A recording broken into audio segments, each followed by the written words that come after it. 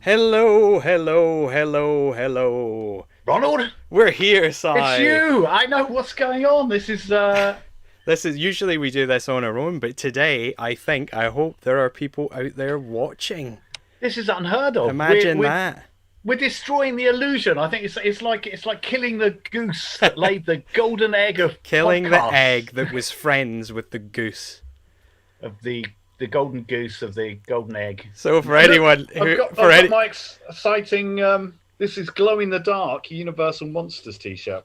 by the way, in the comments, let us know if you can hear us okay, because of course, over these Halloween shows, we've had some problems. We have, particularly when the Ouija board has been in play, That's what's worrying me, because there may be a Ouija board in play a little bit later. So that's the concern. Stuff. But yeah, please. I'm keeping mine in the comments nervously now. Hang on. I'm excited. While we're visual, I mentioned on the podcast, if anybody listens to it, that there was a figure in my figure collection, and I didn't know where it was from. Obviously, I couldn't show it. By the way, if anyone's confused, welcome to the Electric Head podcast. Oh, hello. This is a podcast in which I would say we satisfy our own curiosity for life and everything out there. Indeed. I'm concerned that nobody in the comments has let me know that they can actually see and hear us right now. Yes, coming in loud and clear. Thank you. Good. That's good. There we go. Good. Okay, now I can relax. So, Cy, what were you saying? Yeah, this little fella, right? So he's in my figure collection. I've got a vast figure collection from the late 70s and 80s, and I don't know Grandad. where. I mentioned. So you can never see that when you hear it audio. The abuse that Al suffers.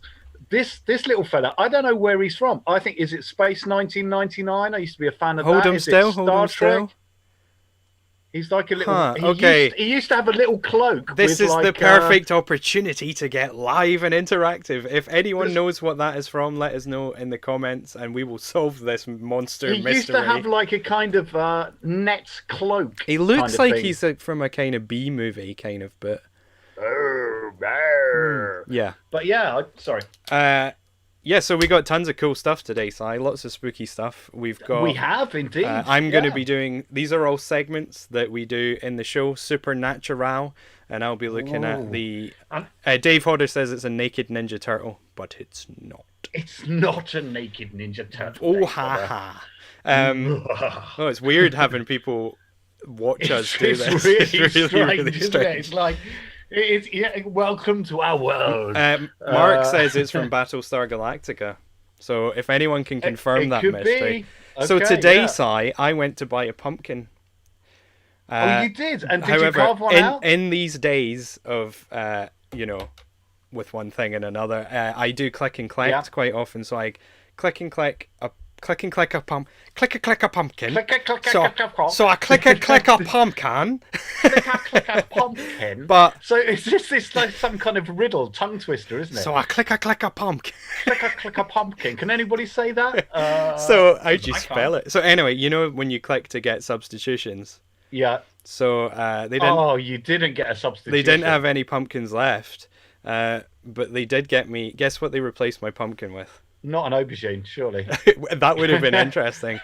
They replaced it with a butternut squash. And could you carve it? Did you carve it? Did you try? Could I? That's awesome. It's not bad, right? I think actually butternut squashes might be the new pumpkin. I think so. So cheers, Tesco. I just like to think that someone who was collecting the click and collect order was like, all right, they want a pumpkin, and thinking, is it an ingredient or a decoration? And like, I'm going to hope it's an ingredient. But no, sir. I think it actually looks a little bit like me. Hang on. Let's do a little. Yeah, it's not bad, right? Do you know? I think this could be the Similar haunted head shape. sibling of the aubergine. Ooh, I should. Yeah, if I'd have Someone thought, to wants be to honest, call I him couldn't. Squashy, Yeah, Squashy. The I yeah, couldn't bear to hollow out an aubergine. That would just be really horrific. there's too squishy. Should I reveal something about the aubergine that's quite horrible, seeing as it's Halloween? Go Did you on then. know that after we use the Oh aubergine, no, because it Si, you is, can't say this. You can't. can I You not? can. It is a different aubergine every time. I'm sorry, guys. If we have an aubergine in if you've not seen the show, we have an aubergine in the show.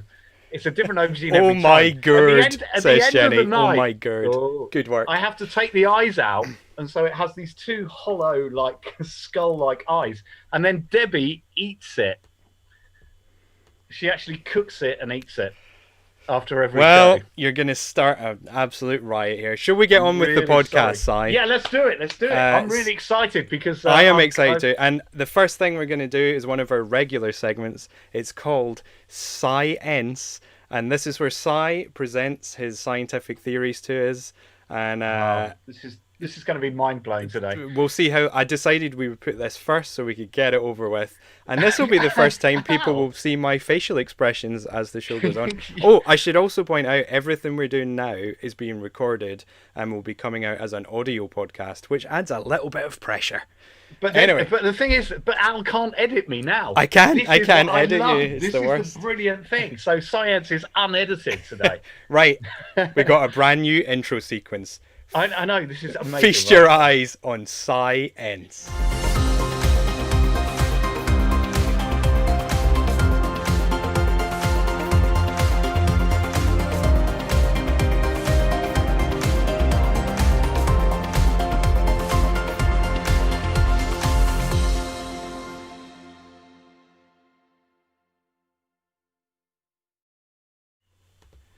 Burr, burr, Oh, hang on.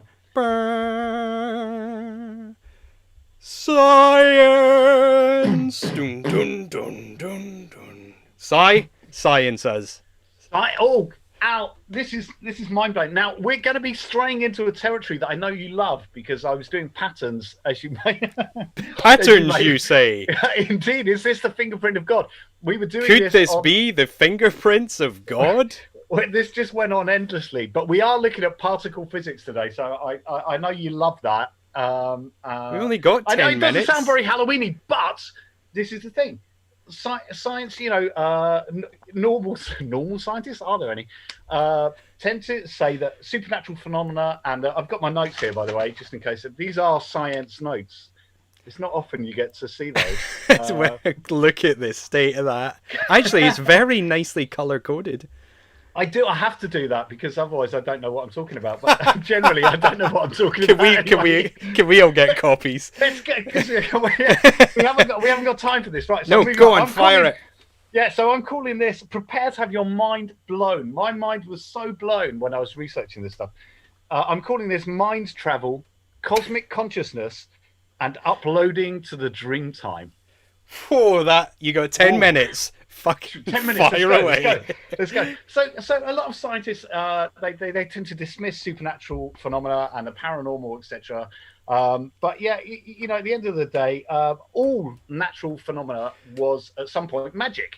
Sorry to cut into your science time. I won't add this to the clock. It's just to let people know on this podcast that may not have seen it. It's not all hilarious. We actually get a little. I mean, don't want to say stuff. Serious, but we're genuine. Genuine. That's the word. Genuine. Serious stuff, right? So the thing is, right? But everything was magical, right? Once all scientific phenomena was magical. So an eclipse. Do you know what I mean? You've got the aurora borealis. I'm sure primitive man looked up and saw the northern lights, but actually it's just like solar winds. I'm having to look at my notes. See, they don't know that. Disturbances in the magnetosphere caused by solar winds, etc. And I'm wondering, some scientific, some supernatural phenomena can now be explained by science. I think so. We looked at before, Al. I'm sure everyone remembers. We looked at how gas pockets might cause the Bermuda Triangle.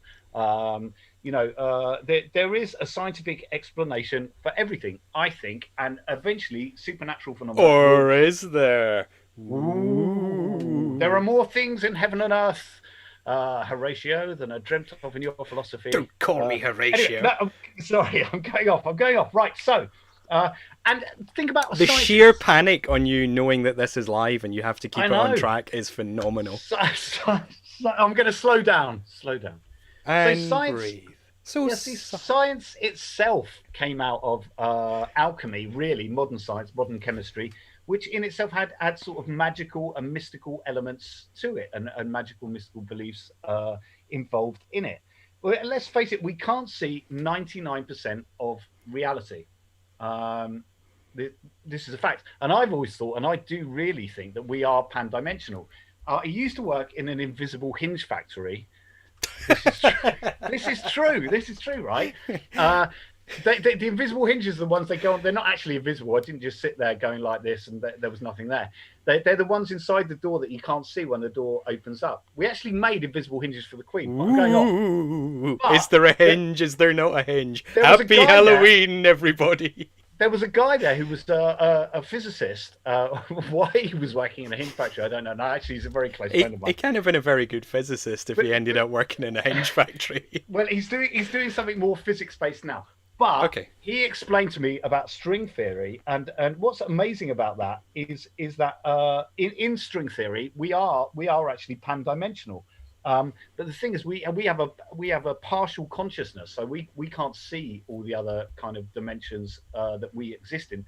But they're 10-dimensional. We only see 3 dimensions, and therefore there's basically 70% of us is in another dimension. Huh? I can believe that these days. Yeah, me too.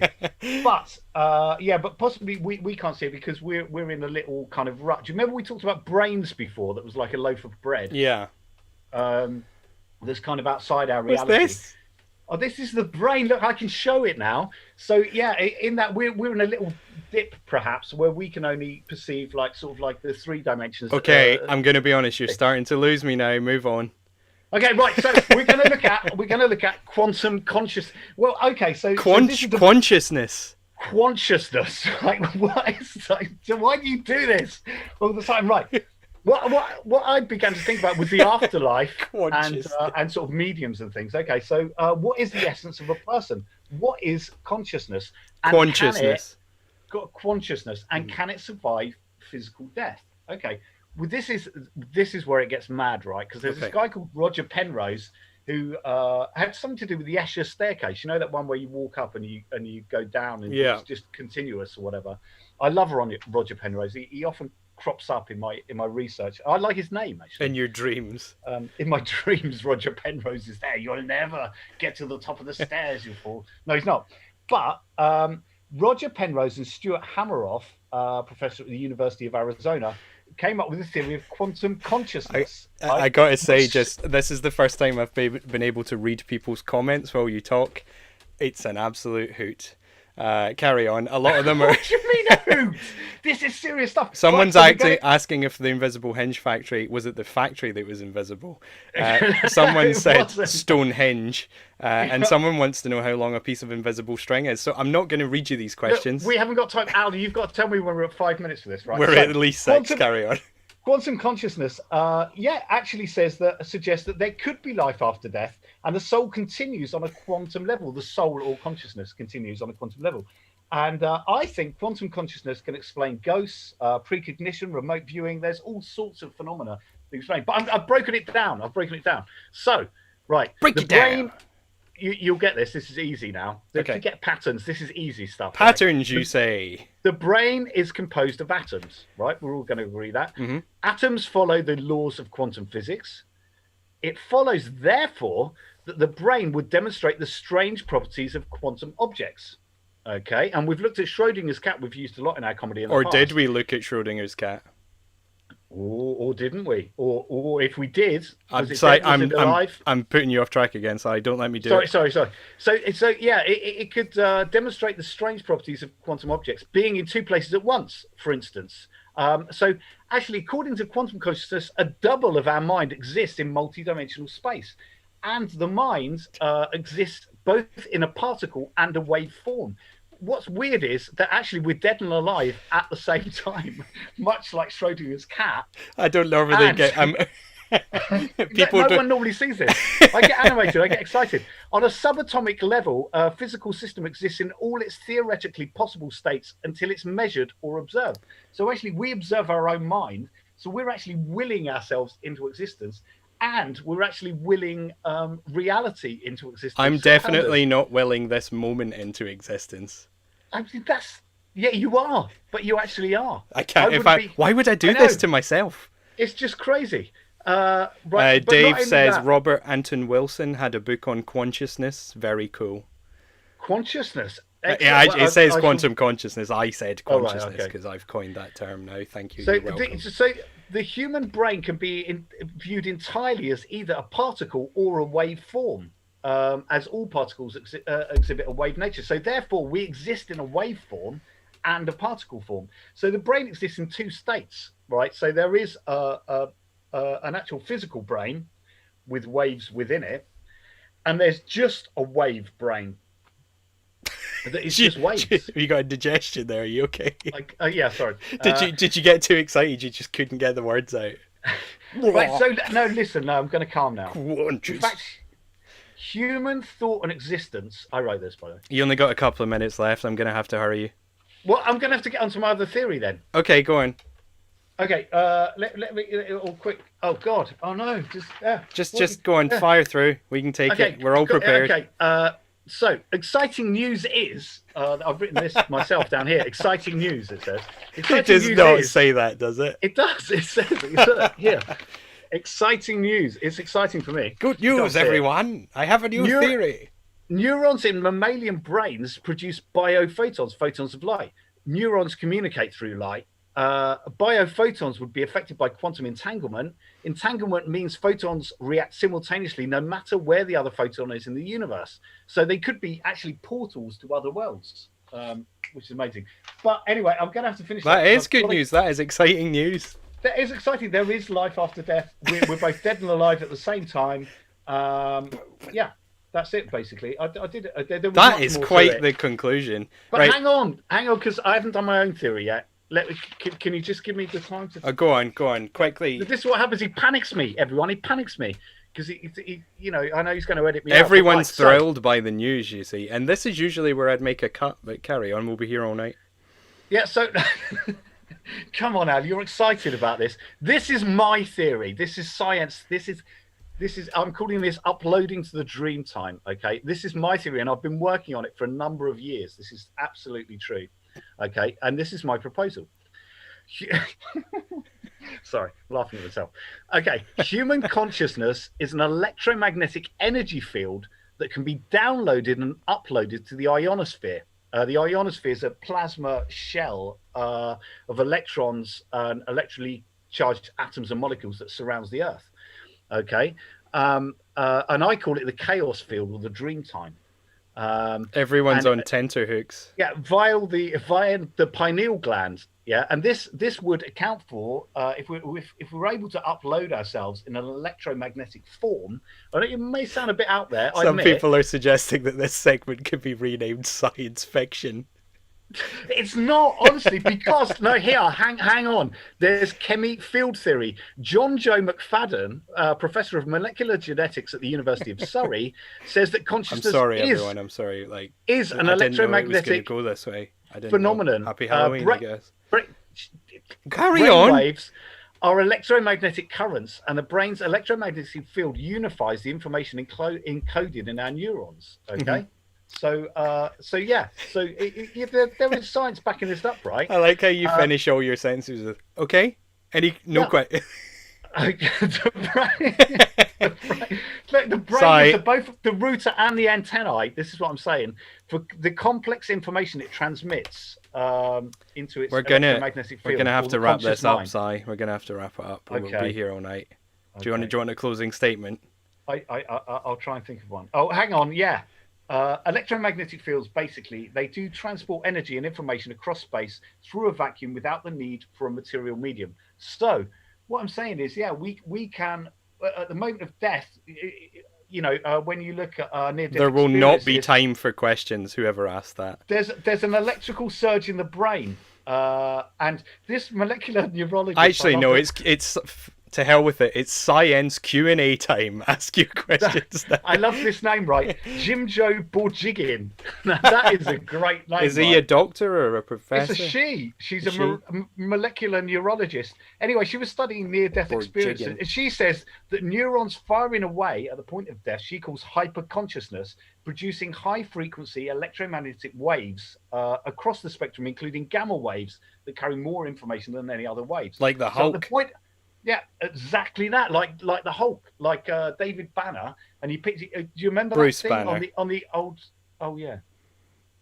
Well, David Banner in the TV series, right? Yeah, I'm talking about the TV series from the 70s, right? Yeah. Have I derailed this again?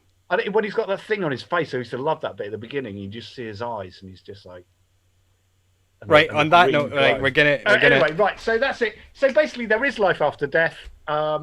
Yeah, in a quantum state, we're both dead and alive at the same time, and there's a wave. Someone wants the consciousness rap. Go for it. Consciousness rap. Here we go. To finish off, we're going to do it. Okay, so I'm just a really bad rapper. Consciousness. That's what Penrose called it.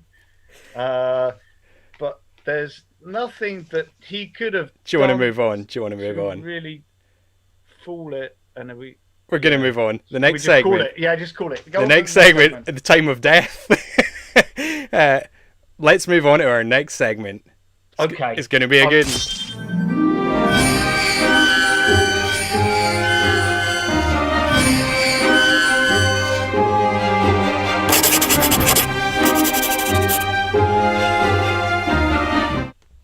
Dream.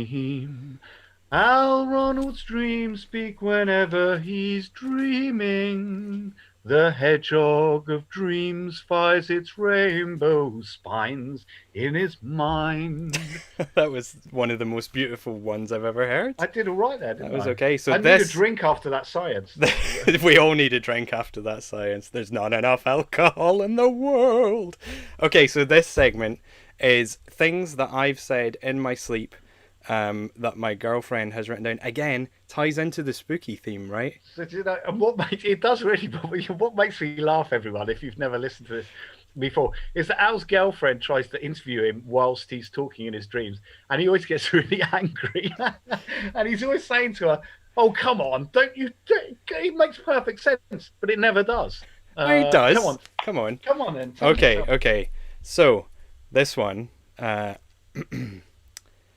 I said, I don't think I have werewolf anyway. And I did read that correctly. I don't think I have werewolf anyway. And my girlfriend said, do you mean you don't think you're a werewolf? And in my sleep, I nodded. And then she said, why do you think you might be a werewolf? And I said, just all the clues. And what are the clues? Well, I mean, you do look a bit werewolfy, yeah. To be fair, could be a werewolf. I can imagine you popping up in sort of like a company of wolves or something, just like.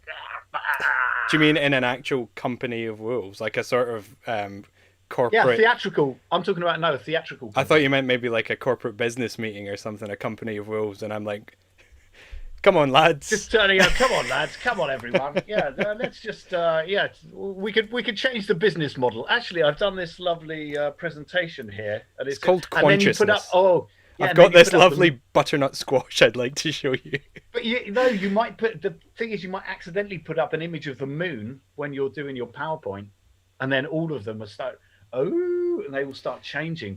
Anyone who's ever learnt to use PowerPoint knows that you can't put a full moon in PowerPoint for that very reason. Right? Is that because it? So anyway, in my sleep, I said, "I'm gonna get a bit closer to. How's that? Is that a bit more sleepy?" Ooh, I said, kind of... "Can bones hear you singing?" And she said, "Yes, through the vibrations." And I replied, "They must be a noisy audience."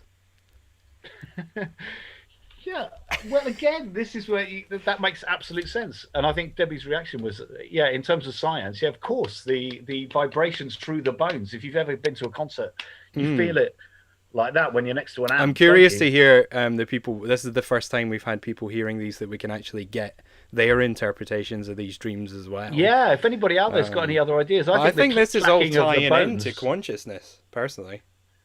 Everything ties into consciousness, Al. At the end of the day, we're both the afterlife is all around us anyway. We're dead and alive at the same time. I mean, it's okay. Here's the last one for today. This is a good spooky one. So I said, we're trying to fake a haunted house. In one scene, I got really hungry because I was eating some bread and somebody knocked it out of my hands, and then I fell to my knees and shouted, "Nan!" Right, really? I see.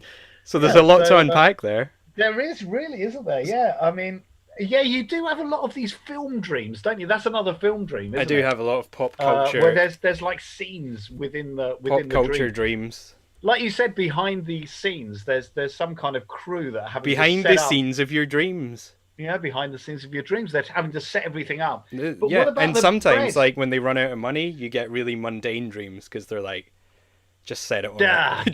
It's like you know, John Pertwee era Doctor Who. They're like, just set it on Earth.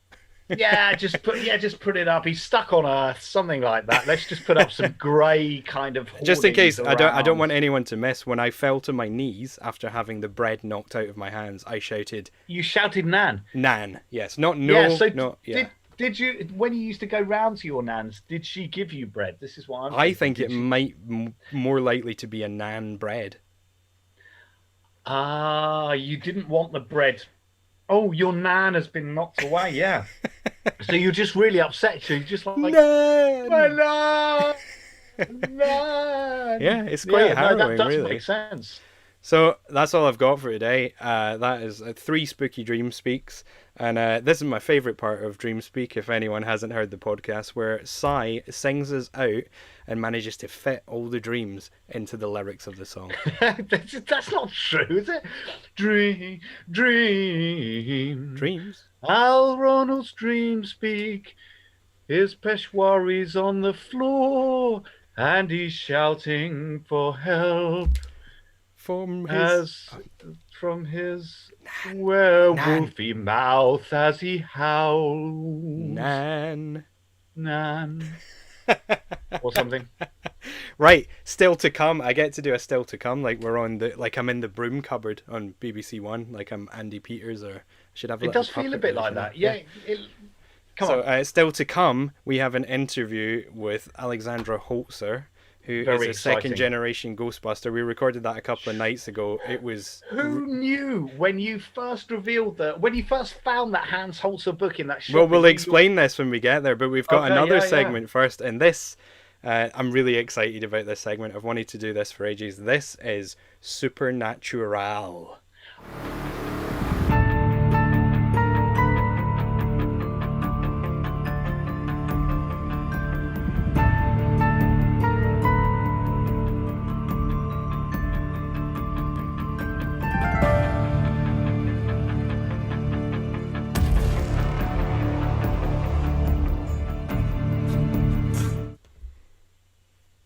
Theme jingle, please. Jingle. No, it's paranormal. Supernatural. Oh, sorry. We change it all the time. You always change it all the time. It's supernatural. Oh, yes, it's supernatural. Oh, yes, it's supernatural. Here he comes in his latex suit. Oh, yeah, but they can see that you don't have it on there. Yeah. And I was picturing you dancing, and there's all kind of like stuff in the background projected onto a screen. And I'm lazy. I didn't set it up. Lazy. This is lazy. You should have done that. It was like Tales of the Unexpected. Well, Cy, okay, I'm going to start the creepy supernatural music. I think you're as excited about this as I was about science. I am properly excited about this. Which is hard to do. I'm hoping our tech holds up here. Now, okay, so this, I should just say to everyone, this segment, because I know some people don't like these, this is not a trick, 100% not a trick. We are looking into how the Ouija board actually functions, or how I believe it functions, and how kind of scientists have determined that it actually seems to work. You're hang on, you're straying into science here. I am straying a little bit. My territory. I completely. I should point out that this Ouija board. There's no science between. I should say it does say this on it, because at some stage, I use this in a stand-up comedy act. But ignore that. That's not a problem. Okay. But genuinely, I do want to just reassure people that this is not a trick. We're not doing anything. I know some people actually don't like them, so. I would be interested for you to tell me some kind of science, because basically it's just a children's toy, right? It was originally, and it was just, wasn't it popularized by the the film Captain Howdy? What's it called? Go on. You know what I'm talking about. You sort of ran out of steam there, didn't you? The Exorcist. Did you say Captain Howdy? Yeah, that's the one that she gets, isn't it? On the Ouija board in. I see. Yeah. Okay. Well, so the Ouija board is related to automatic writing, which then again, this could lead us into the consciousness, possibly. Okay. So I'm gonna read from my notes here. This is what you usually don't see on the podcast. So automatic writing sort of first appeared around 1100 AD, is the first sort of recorded examples of automatic writing. But it was in 1890 in Maryland that this was patented as like this design, this, the letters and all that. Right. It's German, French and German for yes. Yes is what it means. I never knew. We ja. And the course. thing is, like, obviously people still are about frightened of these, because this year Poundland released their own Ouija board and then had to remove it from the shelves, which... Really? Yeah, they had to take it off. The voodoo doll stayed up, but yeah. was it because it was literally leaping off the shelves? Yeah. So here is where I don't believe, I should state this at the end, I don't necessarily believe that the Ouija board is supernatural at all. However, in terms of consciousness, as you say, if you're kind of inventing your own reality, and you're perhaps in contact with another waveform of your own mind. Yeah. So I actually forgot to bring. It's possible, yeah. I forgot to bring my notes. They're downstairs. I meant to bring them, so you have to. Once you observe it, it could become real, right? I have done quite long sessions on Ouija boards when I was younger as a sort of experiment. So we'd spend hours playing with this, or whatever you want to call it, experimenting with this. And I've left the notes downstairs, but we have pages and pages of transcripts of things that were said during those sessions, and some of them are dates and names and places and like poems, and it's crazy. And to be honest, that's where I got more interested in trying to work out what the reason for that was that supernatural, was that subconscious, or did it just come from your subconscious getting mind? Into this interesting. So Michael Faraday, he experimented. Who invented the Faraday cage? With table turning. Oh, my notes are here, hang on, let me show you. Look, so I'm not showing my scientific knowledge. I'm not going to read them out, but Cy can describe to the listeners, there's a lot of notes and there's a lot of stuff scribbled down on some of it looks a bit like my science notes. Some of it's very unintelligible without the highlighter. Some of it's really nice, like they would use your name and they'd talk to you, and really interesting stuff. So anyway, but Faraday said that it was the same sort of thing that happened with table turning, when the table turns on its own, and basically that's what they call an ideomotor response, which is an unconscious muscle movement. So if you think about it, it happens. And this is a really good example of it. If you imagine sucking on a bitter lemon, you start to salivate, and you can't control that. That's your mind causing that reaction. Yeah, okay, so it would be controlled by the limbic brain, like the kind of primitive brain your that consciousness, does your breathing, your consciousness, of course. But that does make sense, because I was just thinking in terms of like people who came back from the war and they had involuntary movements that stopped them from operating guns and different things like that. They couldn't actually control those movements. It was almost like the mind was saying they didn't want to do horrible things or be involved in warfare, but their mind was making them move in a certain way. So those would be unconscious. Apparently, someone in the comments said that I referred to Alexandra Holzer as a real life Ghostbuster when I meant to say Ghost Hunter. But anyway, what I'm doing now is just turning on this. Hopefully, will work. Can you see? Oh, technology! Look at this. So. No, I can't. It's gone. Oh, hang on. This is the bit of the show I was the most worried about. Come on, Ronald, you can do this. You can do this tech. I can. Hang in there, folks. Here we go. Oh, there we go. Cool. Okay, so the ideomotor effect. There's a professor of neurology, Terence Hines, said that under laboratory conditions, they kind of showed that people really did believe that they were moving these things involuntarily. And he said that unconscious muscular exertions is what caused it, which is ideomotor response.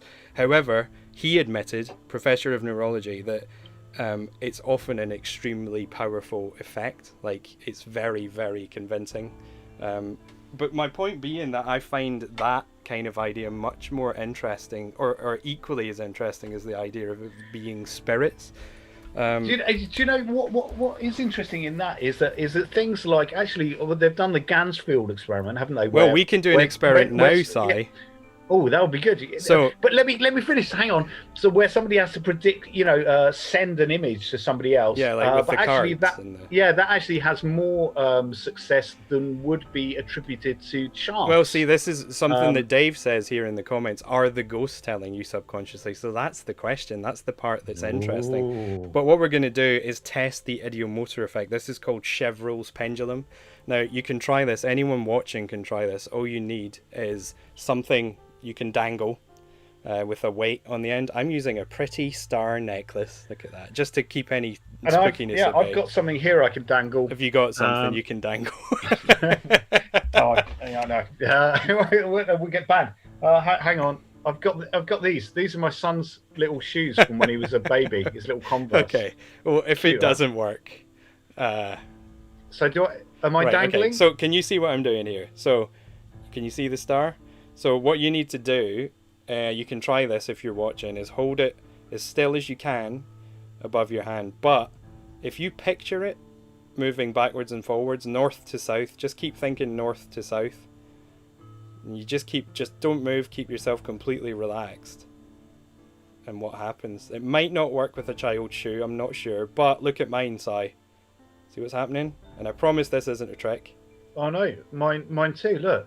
Yeah, now, once that starts to go, it will pick up speed because your muscles are kind of... And then, think of east to west. Try and think of it moving east to west. East to west. East to west. And east to west. slowly, east to west. East to west. East to starts west. Oh my to God. change direction. How bizarre. And you completely don't believe that you are doing that.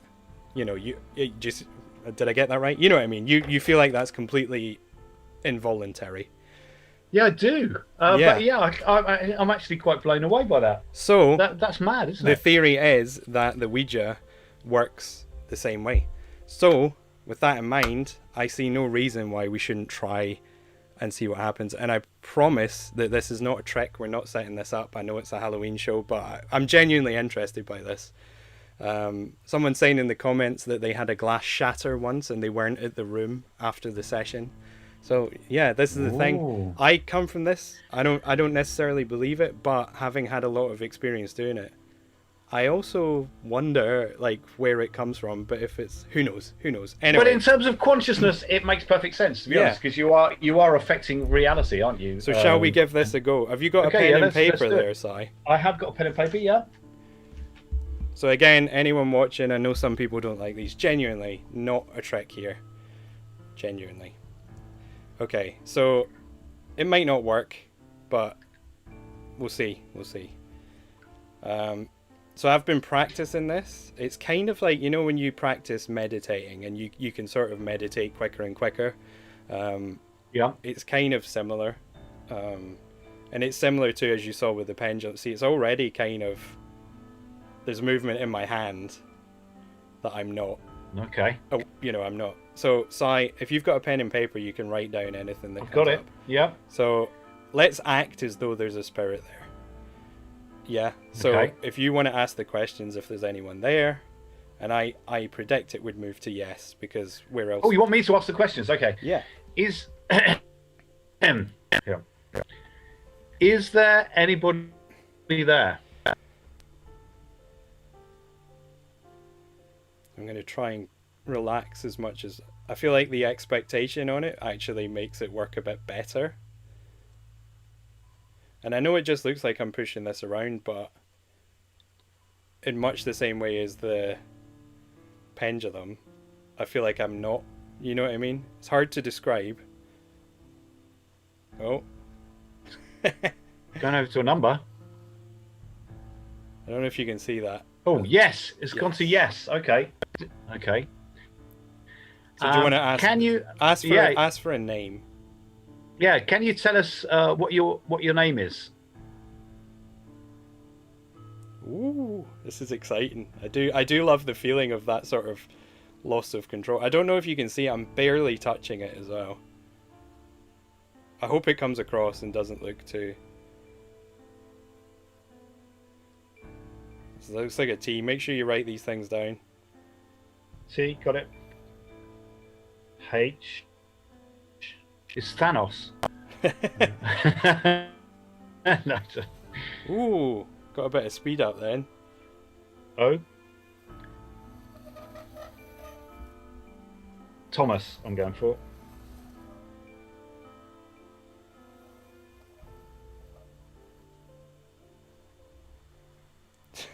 Pretty good, right? And I know it looks absolutely cool. ridiculous. Okay. No, here's the thing, Thomas. right? So clearly I've come up with Thomas. Like I believe I have just created a name but I don't know the means by which I've created it. Now, another test that they did is they would then blindfold people. And so if the theory being if you don't know where the letters are, then how do you spell things out? If you Yeah, but to be honest, in your brain you would have stored however, what all those letters are the same as on a keypad when I'm typing. So I'm going to close my eyes I'm going to close my eyes for the next question, but in the name of science, I'm also going to turn it upside down. Okay, cool. And I guess, and I think when you close your eyes, I think you should also look away, right? well, I'll just like I've got my headphones in because you could be squinting through the. But I assume it will be gibberish. So I would say let's ask Thomas. Let's assume that Thomas is a spirit, and let's ask Thomas how he died. Okay, how did you die, Thomas?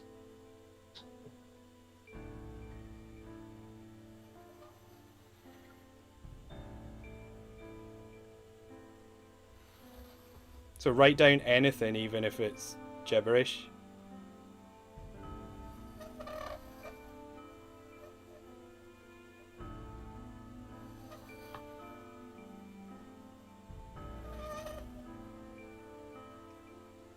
Still there.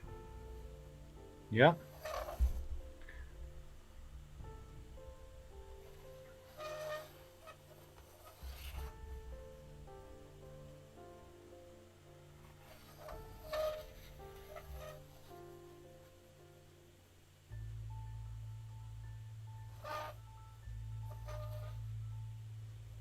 I think I started to be a bit more conscious of it towards the end there because I was getting a bit nervous with my eyes shut, I think. But I'm assuming that was nothing, right? That was probably really boring. No, it came out as a pewter hammer.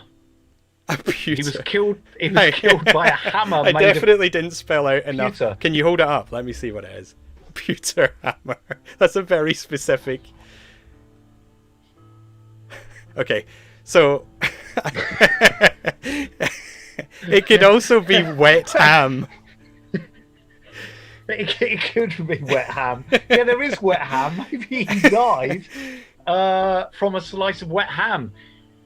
Yeah, he should have dried it off beforehand. Now, I mean, that's a rookie mistake, isn't it? Always dry your ham, everybody. So I've got a ham towel that I use to towel my ham down. So yeah, that Thomas, you made a big mistake. Like someone said here, I've now created a tulpa, which is like when you create something from your own mind. So maybe that's the thing. I don't know, but I don't think that any of that is supernatural. I think the movement's explained, and then you can read into it, is what I think. But it's really interesting. And hey, it is interesting. let me just say, I don't know if it. it could be ghosts. I'm not saying it's definitely not ghosts. I'm just saying I think this is an interesting. Hang on.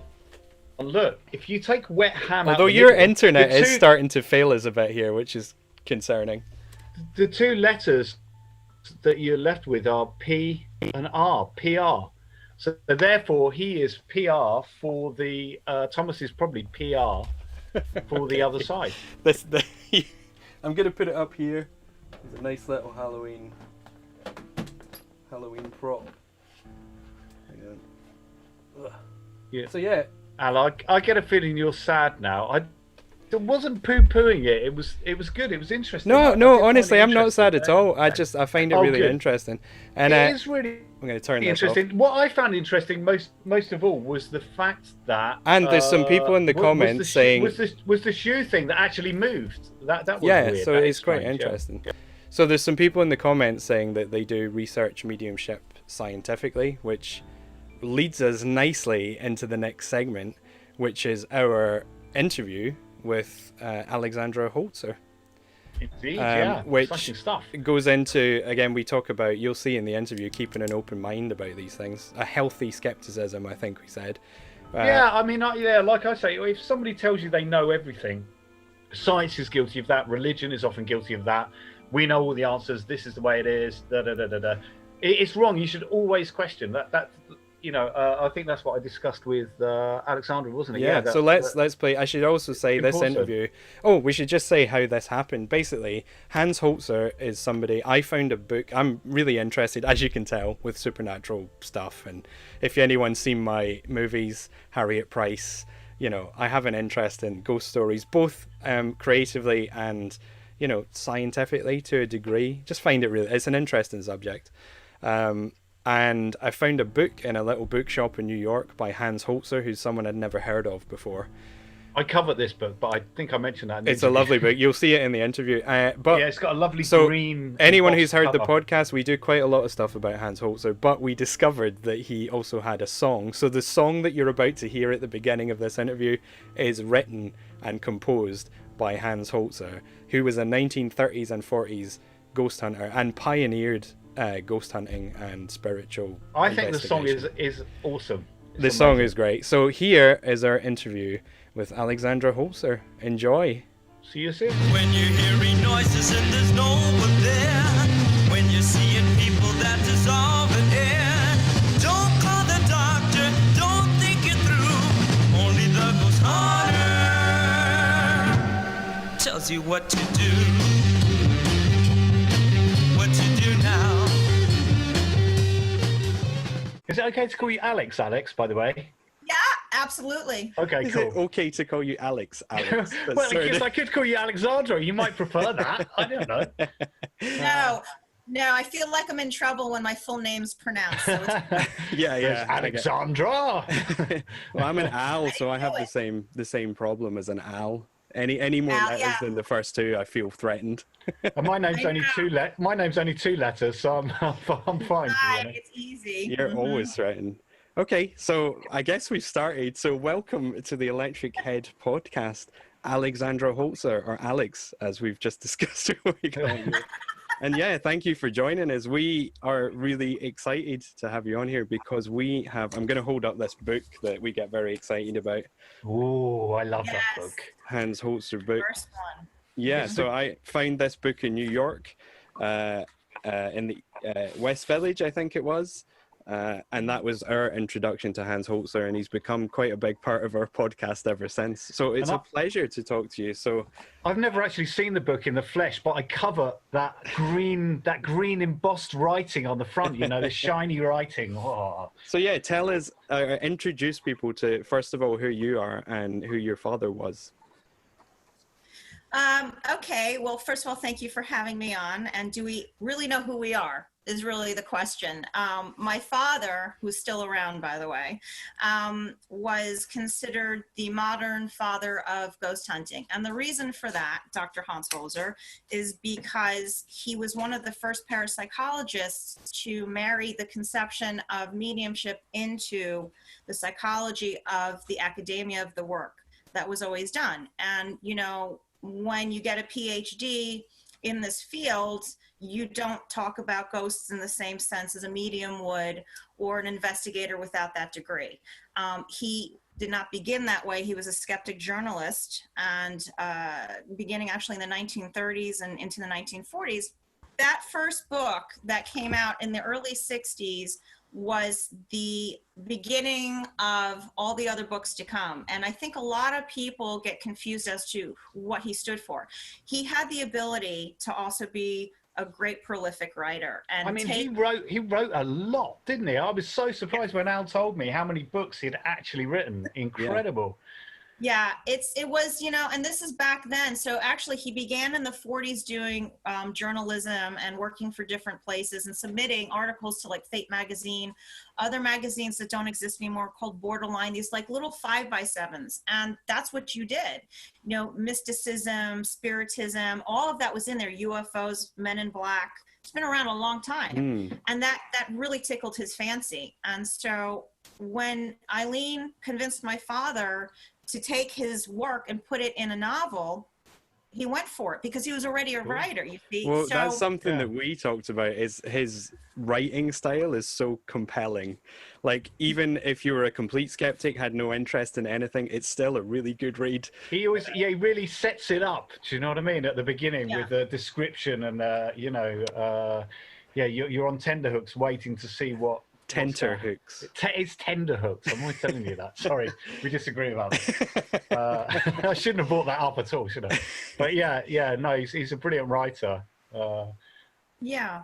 No, so, I mean, he had that ability. You know, he was just, for me, he was a Renaissance man, and it was kind of hard to, even nowadays with you know, media and entertainment and all sorts of things, it's hard to box him in and say he's this or he's that. He was many things and had many interests and did a lot of research in many different subject matter. So it wasn't just with ghosts and possessions, if you will, but that book was the birth of it all for him, to start putting his research down and then publish so that people could share the knowledge, the information, and take from it what they will, whether they're novices, whether they're beginning their own group. You know, I mean, back then there weren't like paranormal teams or anything, but there were roundtable discussions. Yeah. And you know, he would meet with people in Manhattan, and they would do these roundtable discussions and discuss theories and ideas and so forth. Because he had quite, didn't he? The Holzer method, it's called. I think I've done a bit of research here. You see, he is quite scientific, right? So he came to it from quite a scientific approach, I believe. Is that correct? Would that be correct? That is correct, because he had gone to the London School of Applied Science, which I don't believe it exists. But when we had to go through all his documents, we were looking, and we had found his PhD degree, his doctorate, his Japanese, everything. It's like all these beautiful certifications framed. Wow. And so he came to the States and then went back out and got his PhD and then came back, you know, and so it was academia for him. It had to be scientific, which is why in a lot of his books, you're going to see the transcripts of the sessions he would have with the trans mediums, and then what equipment he would use, the time of day, what the environment was like. Was it light out? Was it dark out? What camera did he use? You know, all that information was data. It was very important for the reader to see that, because it was set up always as an experiment to see what they were going to get. And when he started combining that with mediums, it changed it yet again. And so he created this protocol, which I always tote around as the Holzer method, because it's the combination of science and mediumship. And when you have a PhD in this field, you know, it's just kind of poo-pooed, you know, against it's kind of like, oh yeah, he's not a serious researcher. He broke grounds. He created a new protocol, and people in our world that do that are considered groundbreaking individuals, and he was one of those people. So it's not to say he's put in this neat little box. He took it to that next level. I have to ask about the music, because that was a discovery. And I should have to ask, don't you? I should say that is how we got in touch with yourself. Do you want to explain that to people, like how this came about? Because he was really a polymath, wasn't he? I mean, he did lots of different stuff, I told you he was a Renaissance man. Yeah. Well, okay. So music was my father's very first passion, aside from telling ghost stories and fairy stories and stuff. He always went back to music. And what a lot of people don't understand, even though I've written articles in the Huffington Post, like there's an article called The Man Behind the Ghost, where I tried to introduce to the people on that platform who he really was and still is. But he was a lyricist. He was a composer. He wrote his own sheet music. He never studied music in that sense. He was self-taught and learned to play the piano. And we had the accordion from Vienna that we took back with us. And so he did a lot of sheet music to a lot of screenplays that he would write as well. And so the music was crucial for him. He produced an off-Broadway musical at one time about a Manhattan family that were restaurateurs, and they had come to this country and made a go at it in the food industry. And this is kind of a weird thing, but that's really where his heart was at. And he'd always be playing the piano, and so he had recorded a double-sided 45 album called The Ghost Hunter. And the reason he had done that, he had written the music, got it produced, hired the band, yada, yada, yada, was because he had a little show called Ghost Hunter at one time. Okay. And so, my father was the kind of man where he wanted to supply the music, supply the scripts, supply this, tell this, he wanted to do it all. Highly relatable. The whole thing, yeah. We're very similar. That got into trouble too, because there are people who need help to produce. You need the money. It's capital. Yeah. So you have to really kind of bend towards the way of the wind, and he was not about that. He was about, no, I'm going to give the music. I'm going to be a director. I'm going to be host. So it was like, oh my God. But that's where that album came from, and nobody really knows about it. And I have yet to figure out how to introduce it, because in my mind, I see like a music video. It's not like it's not old timey, but do you know what I mean? You guys have heard it. Absolutely. Yeah, I think it's great, personally. But it's funny, Alex. I was thinking of your house when I'm just you were picturing the music video. Sorry, I'm lost in the idea. He's there. You see, Al's the director, so he's thinking instantly. He's but yeah, no, I was just thinking of your house when you were young, because your father reeling out all these books. Did he use a typewriter? He had a Smith Corona. Right, excellent. Powder blue Smith Corona. He actually went through quite a few of those typewriters. I can imagine. Jeez, I was just thinking the sound in your house must have been either him playing the piano or the sound of the typewriter constantly. Type, and then you would always smell the coffee brewing at all hours of the night, because, like I said, he was a vampire. So he'd be up all night. Count Dracula. He'd be up all night, and then he'd go to bed at like 3 or 4 o'clock in the morning. And so you would hear him in the office, and I always called it his office lair, because I had written a book called and that's how I described it, was because it was, a narrow office space that you would go down in, and it had its own bathroom and everything was in there. He had shelving for like kind of, I wouldn't say witchcraft, but I would say maybe towards remedies that, like Eye of Newt, he actually had. Oh, wow. And, charcoal, all sorts of things he would have in these little glass jars. It was like a little occultist shop in there. I imagine it, if he could have, he would have had one hand on the typewriter and one on the piano. He was crazy. Well, he was always sipping coffee in the middle. He had the coffee ring, and his hair he had left, which was kind of like on the Munsters show, if you've ever seen it, the grandpa would have like this. This was my father, like this, going, that isn't, not now. That's such a great image. I think when somebody tells you that they have the absolute answer, then they're generally wrong. If you can question and always question, and somebody says, well, this, it might be this, it might be that, but look for yourself, question, then that's the way to true knowledge, isn't it? That's the way to to find things out, really. It's fair, and sometimes we do get information if I'm dealing with somebody's case and going through the whole process. And this is why my father would go back several times over. It takes a long time to solve a case sometimes, and other times it's pretty much an open closed situation, and that's okay too. You might have a haunted environment and the people that are haunting the environment don't want to leave. That energy's still there and things are happening, and you've used all your equipment, you've done everything full circle, and it's happening right before your eyes. Okay, there it is. It's energy that's still moving about from a past soul that was once there that doesn't want to move on. Okay, what's the big deal? It's no different than if you cut down a tree and somehow it finds a way to regrow itself again. The supernatural is natural.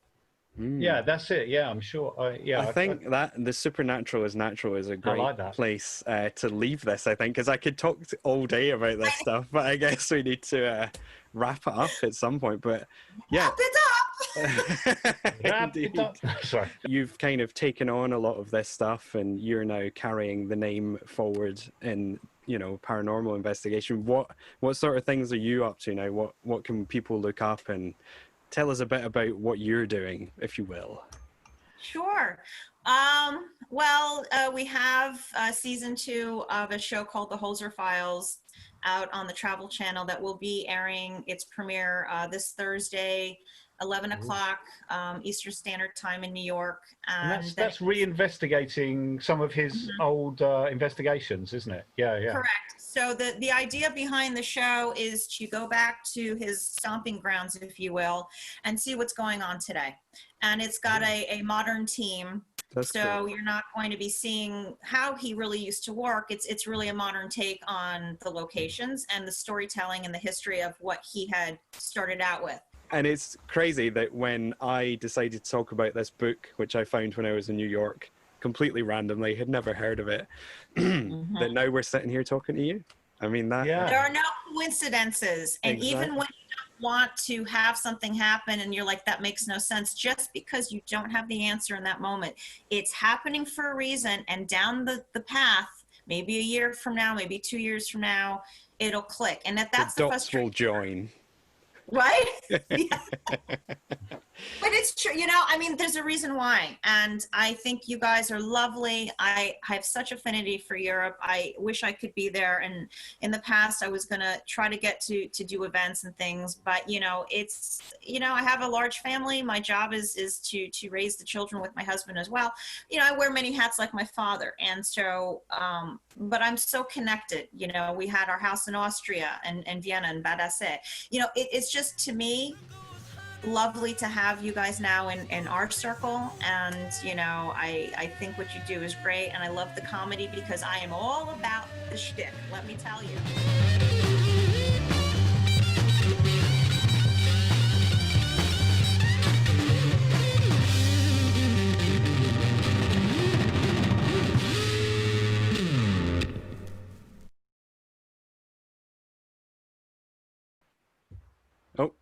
And we're back. There we go. That was our interview. And wasn't she lovely? I mean, that was. It was and I love the decor with the picture of Hans Holzer in the background and all the masks. And the accent. I would just say to people that was recorded a couple of days ago. So if you want, and that's only a snippet of the interview. So if you want to hear the full interview, which has lots of probably more impressions of her father, I think probably. Yeah. If you want to hear that, then check out the podcast. Definitely do. Yeah, it's it was a great interview. It was lovely. Oh, I almost forgot to say my mother cooked me and Zosimos. Little Zosimos is here. Did she? Is your mother a good cook? She's brilliant, especially at making what me and Zosimos have been enjoying. Her Halloween pumpkin cakes. Look at those. Truly terrifying. And do you know what? Inside of them, she's made a small portrait of her son. Wakes up with There's more actually teeth. little bones inside, little bits of white chocolate bone inside Oh, the not cave. actual bones. I've not met Not your actual mother. bones, luckily, Well, I 'cause have you- met your mother, but You'd be not in a while. breaking a tooth. Look at this one is a whopper, but this is Zosimos's one. This is my one. Oh, that is a Look at whopper. the size of that. Right, beauty. Cy, as much as I'd like to Oh. spend the rest of the day looking at your mother's buns, So do you have to? Ow. but this is the moment that everyone's been waiting for. This is the Halloween edition of Here They Come. What's it? Here Cy. they come. Now, They're on the- just hang on. A little disclaimer. For those of you who've listened to this in the podcast, you may wonder how we managed to have conversations with a two-headed time-traveling pirate. Well, you're about to find out. Here they come, Cy. They're on. Hello there, boys. Oh, hello. How are you doing, guys? Oh, I'm all right, Cy. How are you? It's Oh. me. It's Colonel Westerbeck. And it's I've me, never it's been on the telly before. Oh, it's me, Captain Blubber. Captain Blubberhouse. You'll always get me name wrong. I've We been got- carving these pumpkins. Have a look at these, boys. What do you think of that, eh? That's a juicy pumpkin you got there. Oh, that's a Blubberhouse. lovely pumpkin you've got I there. don't That's know if brilliant. the people at home are aware, but we're actually got the same body and two heads. We've got two heads, and do you know what? I'm going to add another pumpkin as another head here. So we got three heads. Look at that. It's just a little Halloween joke we like to have with Oh, each that's other. brilliant, guys. Yeah, you Right, look like you've got boys. three heads with extra pumpkin head on there. It's amazing. Beautiful. Right, fellas. Arr, It's arr. Halloween and you're live. Where do you want to whip away to? Where are you going to whip away to this time, boys? Sorry. Oh, I don't know. Al, would you like to whip away? well, This? I know this you is- love Halloween, don't you? So I do, and I love movies, and I love horror movies. And You there's do? one person that I've always wanted to meet, and I think I'm inspired oh, not by, my. by it's your my decor. too. Yeah, I think 'cause I'm look, in. look Look back. here, look. Now, what have you got? I think I can guess. Look, these I listened to when I was a child. They are, as you For the youngsters watching, those are cassette tapes. Oh, I can see myself. Do that again. Ooh, spooky Tales of Horror, Right, starring boys. Al Ronald. Oh, It's getting just late. get on with it, will We you, ain't lads? got all night, lads. We ain't got all God's night. sake. Right, hop aboard. Mr. Ronald, where would you like to go? You say Bye. hello. Yeah. Is there anywhere you would like me to visit, Christopher Lee, particularly? Oh, why don't you go to? He said, looking at his notes. What why notes? Don't What's you it go? live? Why don't you go to Dracula, Prince of Darkness, the filming in 1965? Wait, isn't that Ray the one he Studios? just mumbled his way through? That's the one he just hissed all the way Oh, through. yes, yeah, okay. Yeah. That's a great film. Yeah, we know where the Bray Studios is. We're up. Bray! Bray! Right, yeah. Arr. Right, Si, well, take Okay, care. This I'll, is going to be a visual feast for those watching at home. Take care of him. Take care of him, boys. Oh, we'll take As care of we him. Don't you worry Whip about that. away, whip away. Whip away to Bray. Bray. Bray. Oh. Whip away to Bray. Are we down there? I think I see it. Bray Studios just down the way. Chuck Down him over way the to chuck Bray. him over the side, will No, you, don't. Colonel? Ah! Good. The audio doesn't work on video. Good riddance. Good riddance. Right. Well, I am here at Bray Studios, and I guess I'm going to try and find a stage or something. Excuse me, sir. I decided to do live sound effects. This. Is that lightning or is that a performance by Christopher Lee? That's lightning. That's lightning. Are you Christopher Lee? No, not yet. You All right, have to okay. look for his caravan. Okay, I see.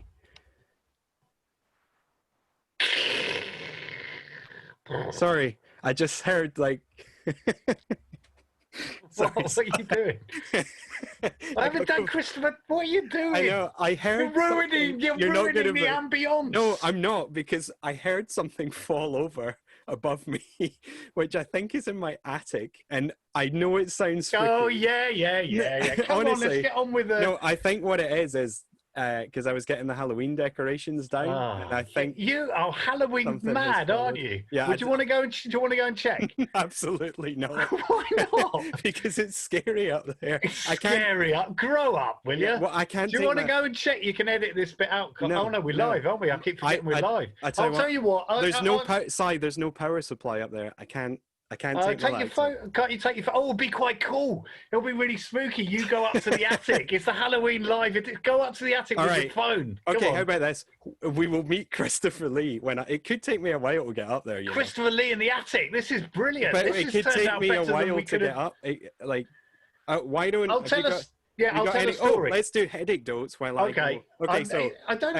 do we have a? Would you have a jingle? We'll come back to whip away. To be continued. Pause. Can you say to be continued in the voice of Christopher Lee? To be continued in the attic. All right, boys. You do it back up in the. I'm actually a bit frightened to go up to. Come on. The internet might not work up there though. Shall I try if it doesn't work, you've ruined it. I'll just get. Let me just. Have you got a headache, though? I've got one. It's not that spooky, but I'll tell. It's kind of creepy, so I'm going to tell a story. Yeah, I'll tell the story to the audience at home while Al goes up to the. I'm not sure this is going to work. I think it's really funny that you're absolutely shitting yourself to go up to the attic. Okay, that's hilarious. That's working. So let me. Okay, take the phone up. This is going to be funny. He's paled. He's actually visibly paled, everyone. He's had to take a swig. Have you got whiskey in there? He's got some Dutch courage to go up to the attic. This is funny, right? Okay, so there's my other half and me. We go on holiday with two really good friends of ours called Coldip and Robert. And we've had many adventures. Once we went to funny one was when we went to Morocco. We went to Yves Saint Laurent's house, and they decided, Coldip and Michaela, my other half, decided they'd seen these little fruits in the market.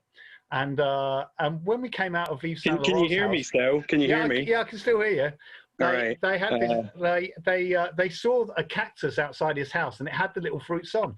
So they decided rather than buying the fruits... This is going to take me... What are you talking about? It's fine. I'm telling a story. Just shut up. Get on honestly, right, I don't know how long this is going to take. Fine. I haven't got to the scary bit of my story yet. So they pulled the fruits off, and the cactus fired out all these cactus bits all over them. It was hilarious. They were covered in these cactus spines. It's obviously a defense. I'm not scared. I've got. Oh, good. You'll be fine now. You'll be fine. Anyway, right. So, but yeah, roll back a few years. We went to Sicily, and there's a place there called the in Palermo. Why am I going up to the attic?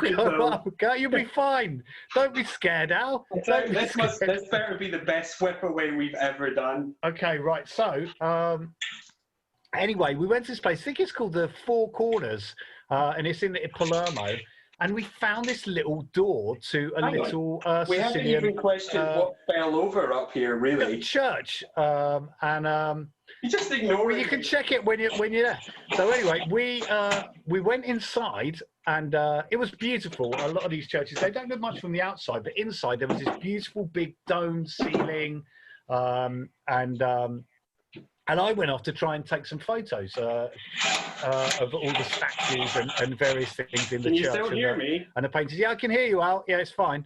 And and when I came back, I just saw they were all just laughing. They were crying with laughter. And I said, "What's the matter?" And they showed me they'd taken a photo of Coldip under. He wanted a really nice photo of himself taken underneath this dome.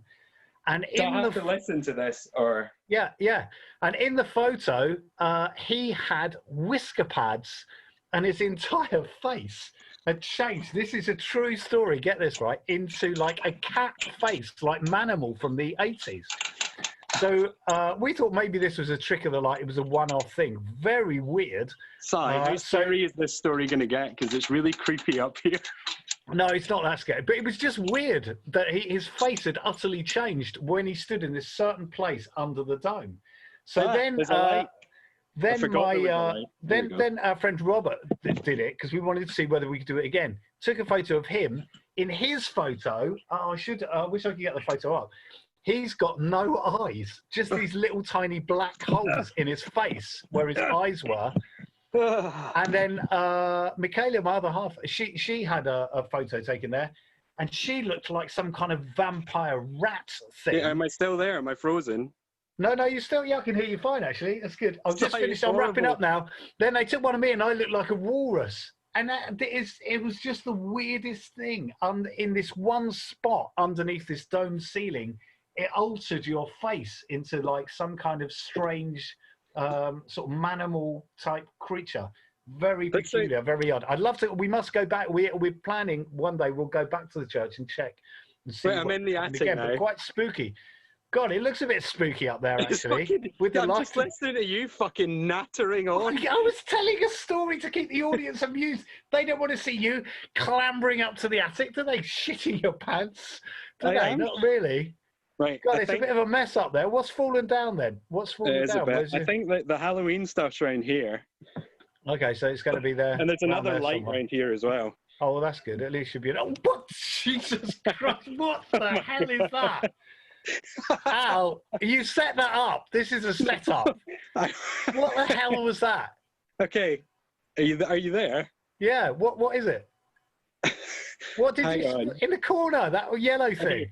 I did not set that up. This is where we keep the Halloween stuff. I knew this was some kind of setup thing. And this is... Sugar Daddy the Clown. Sugar Daddy the Clown. That is terrifying. Why would you keep that in your attic? Where else am I going to keep it? What about if somebody else goes up to the attic? I mean, we've got eyeball. Look, this is where all the Halloween stuff is. You are Halloween mad, aren't you? You've got everything up there. Oh, a black. What kind of sacrifices are you and Debbie doing up there in the attic? Oh, That's what I want to know. Right. Sacrifices to Sugar Daddy the Clown with your black mass candle. What are in those bags? They're bodies, aren't they? Be honest, man. Be honest. Right, hang on. Let me prop this up. Okay, come on. So we're going to whip away in the attic. I can't describe how fucking cold it is up here as well. Yeah. Haven't you got any insulation on the? Not really. It's all actually, yeah. Look, okay, so you're whipping away now. You're back at Bray Studios now. The phone with the thunder and lightning. Take a look around for Christopher Lee's caravan. That's where he's going to be. Okay. I need to hang on. Picture myself back. Get back in the scene, Mr. Ronald. Get into the scene, lad. Right. I need to find Christopher Lee's caravan. Sir, could you lead me to Christopher? There it is. There. It must be this black caravan covered in red velvet shaped like a coffin or something. I'm just going to knock on the door. Knock, knock, knock. Good evening. Who is there knocking on my door in the middle of the night? Oh my God. Christopher Lee, I am such a big fan. My name's Al. I'm from the year 2020, probably scarier than many of your movies. But it's such a pleasure to meet you. Your caravan is delightful. You are trying to tell me that you have traveled from the future to be here? Sort of. What are you, some kind of comedian? I tell you what I am is absolutely fucking freezing because I'm trying to talk to you. Why don't you come in? Come into the warmth of my caravan. Come inside, Ronald. Yes. How did you know my name? I just said my name. Wow.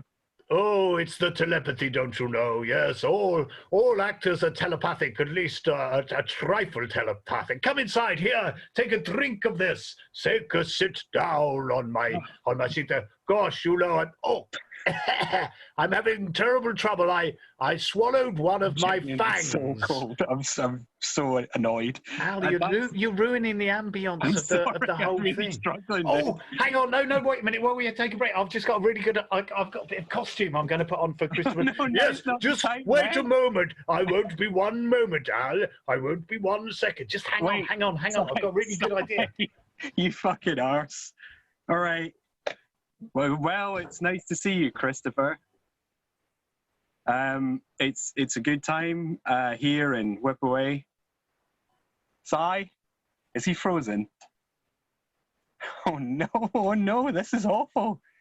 Cy. What the fuck? Cy. Hang on a sec. Sorry, I don't know if have I frozen? Oh, you're back. Cy, are you there? I think my bulb died.